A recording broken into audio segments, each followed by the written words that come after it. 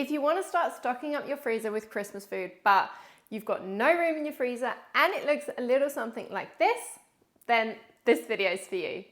Hi, I'm Jenna, an EHO and food safety expert, otherwise known as the Food Safety Mum, and in today's video, I'm going to be organising my own freezer to make room for all my Christmas meal prep. So I'm going to be sharing all my tips to help you with your own freezer clear out and 4 ways to save space in your freezer. It doesn't matter how big your freezer is. If it's not organised properly, then you will lose out massively on space. And if you only have a small freezer, then you need to make sure that you organise it in a way which really maximises the space you have available. So the freezer I showed you earlier is actually my mum's freezer, and luckily for her, she's not hosting at all over Christmas. So today I'm just going to be doing my own freezer. But I will be sorting my mum's out soon using all the advice in this video, so make sure you follow along for that one too. But for now, this is what I'm working with today.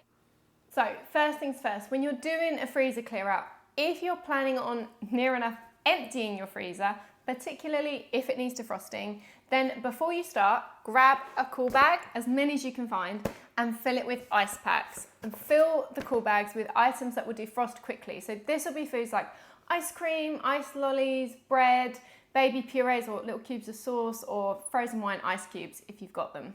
And when you're packing it, pack it as tightly as possible because this will help the food stay frozen for longer.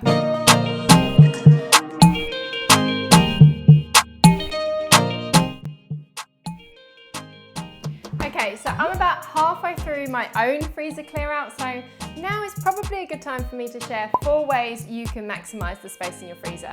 So first of all, you want to make sure that your freezer is defrosted and free from any build-up of ice.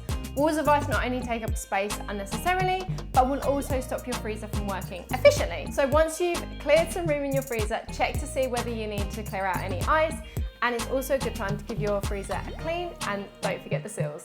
The second way, wherever you can, ditch cardboard boxes. Ditching the boxes of foods can save you so much space. Just make sure you label the remaining packaging with the date labels so you can rotate the food, and don't forget to make a note of cooking times either. My third tip, freeze food flat. Honestly, freezing flat will become a game changer. And we did our kitchen earlier this year, and would you believe that there are 17 meals on this shelf alone? And last but not least, divide your freezer into zones. Now, what I mean by this is keep everything similar together. So it will not only help from a food safety perspective, for example, nobody wants raw meat stacked on top of their breakfast muffins, but it will make it so much easier to keep track of what you have. Therefore, meaning you're more likely to actually use the food you've frozen, giving the food a shorter turnover, and keeping the food from building up in your freezer too much.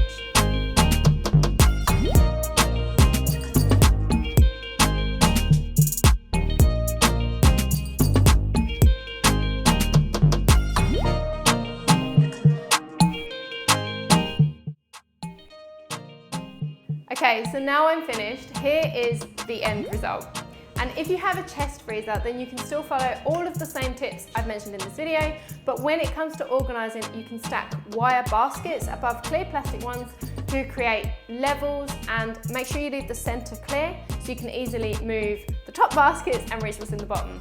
So I hope you enjoyed today's video. Make sure you subscribe to my channel where you'll find lots of content ultimately helping you save money on food while also making meal times and meal prep easier. And in the description below, I've linked where you can find all of the make ahead recipes I'm going to be prepping on my channel for Christmas, which includes everything from the usuals like gravy to roast potatoes, party food, easy Christmas morning breakfast, to even a freezable cheesecake.